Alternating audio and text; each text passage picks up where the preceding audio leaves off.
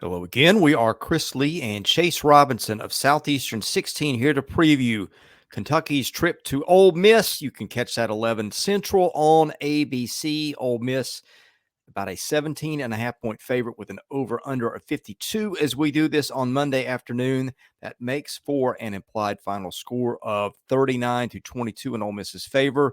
My model has got Ole Miss by about 18. We saw Kentucky last week, Chase, play pretty well against Ohio. Maybe a little bit of a slow start, but a pretty commanding victory over an Ohio team that I thought had a chance to make that a sneaky good game. But I think its starting quarterback was out. Kentucky got a defensive touchdown, as it does a decent amount of times with Maxwell Hairston.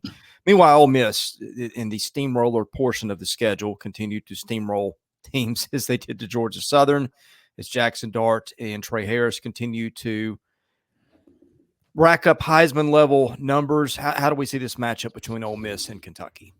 Yeah, I mean, so far we've just seen Ole Miss completely dominate everyone they play. Now, I'll say I think this is the toughest game that Ole Miss has played so far when they take the field against Kentucky. But still, this is an elite level Ole Miss team, offensively, defensively, really in every aspect of the game. Kentucky's been a little bit up and down, a little bit of a roller coaster, but I think Kentucky has some bright spots. This is going to be a tough one, though. I mean, Ole Miss is a team we're talking about could go very deep, is most likely a playoff team, and so this is setting up to be a tough matchup for the Wildcats.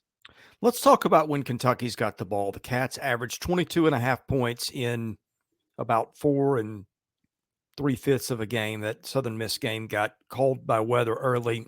Kentucky averaging 62 snaps, turnover rate of 1.6%. It is averaging 5 yards even per passing play. That really went up against Ohio when Brock Vandagrilff had a much better game than he's had. 5.3 yards per running play for 5.2 yards per snap on the whole. Ole Miss's defense, boy, we talk about the offense, but the defense has generated some numbers too. 5.5 points a game, 68 snaps faced. Opponents are throwing it 59% of the time because, of course, they are. They're down big from the jump against this team. Opponents averaging 2.0 per rushing play, 4.5 per passing play, 3.5 yards per play total. And I know that Ole Miss's schedule has, on the whole, been maybe the weakest in the conference. But we've said from the beginning of the season, really good defense. I'm very interested to see if Kentucky has started to get some things a little bit right on offense after, you're going to have a tough time with Georgia because anybody has a tough time with Georgia. But this is not an easy litmus test for the Cats offense. No, it's not. And, they went a while without scoring a touchdown. And so that South Carolina and Georgia game, they kicked field goals but did not have a touchdown. And so obviously last week against Ohio in those 41 points, there were some touchdowns. But we know that they are really challenged by good defenses, and that is what Ole Miss has.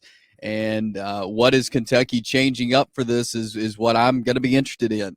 Obviously, Brock Vandagrilff has struggled to start the year. They've struggled really to get they can move the ball some, but they can't finish out drives, and that's going to be important against Ole Miss because this is a defense that will shut you out in a heartbeat. That's just the DNA of this Ole Miss defense, and so I think it's going to be important for them to be able to finish drives on Saturday.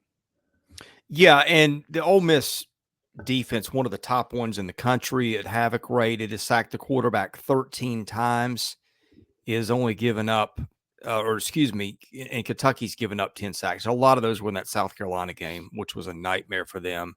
But I just think that they are so loaded on that side of the ball at all three levels. No, Kentucky, the running game, an issue. I know there's been some injuries in the backfield. I am interested to see, and it's tough to do against that defense, if they can sustain a little bit of a running game that helps them have some time to make plays. And they do have weapons, as we pointed out many times, Key, Brown, Maclin in the passing game, if they can get them the ball. Right, and that running game is going to be crucial, I think, against Ole Miss. And, they haven't been able to get it established thus far, but Saturday would be a good day to do that. All right, before we flip the matchup, talk about when Ole Miss has got the ball. Reminder, Bet Online, your world's most trusted betting platform and your number one source for everything football. It has every stat, every matchup, even live odds and spreads to bet on during the games. Think you know your stuff. Get in on our $200,000 mega contest and pick 5 games against the spread every week for your chance at weekly prizes and a share of $200,000. When the game's over, head on over to our online casino, get in on a game of blackjack or poker, unwind with over 150 slots games. Head to the website today to get in on the action. Bet Online, the game starts here. Well, I don't know where to start with the superlatives for Ole Miss's offense. They have just got so many amazing guys. Henry Parrish Jr. is kind of getting lost in the shuffle between the aerial circus of Dart and all the weapons he's got. Tre Harris, Prieskhorn, Juice Wells, just so many guys. Parrish is having a great year, though. But the numbers for Ole Miss, 55 points a game on an average of 76 snaps, 1% turnover rate even. Ole Miss runs at 51% of the time, 6.7 yards per rushing play, 11.1 per passing play, for a total of 8.9 yards per play. That leads the SEC, and I think it leads the country, too. Kentucky's defense is its strong suit. The Cats are allowing 12.5 points a game on just 47 snaps. And again, some of that aided a little bit by the fact that Kentucky didn't play a complete game against Southern Miss. When I say that, I mean the game got called, I think, midway through the third quarter. So that's a little bit deflated by that. But forces turnovers 2.7% of the time. That's a good rate. They've got Max Hairston, who brought back a pick 6 last week, has done that 3 times in his career. Teams run it 55% of the time against Kentucky, a 3.3 yard average per rushing play, 6.3 per passing play, 4.7 total. All the superlatives about the Ole Miss offense. I think people will talk about Kentucky's defense a lot more had they been able to pull that upset against Georgia, which the Cats nearly pulled. But we have talked so often.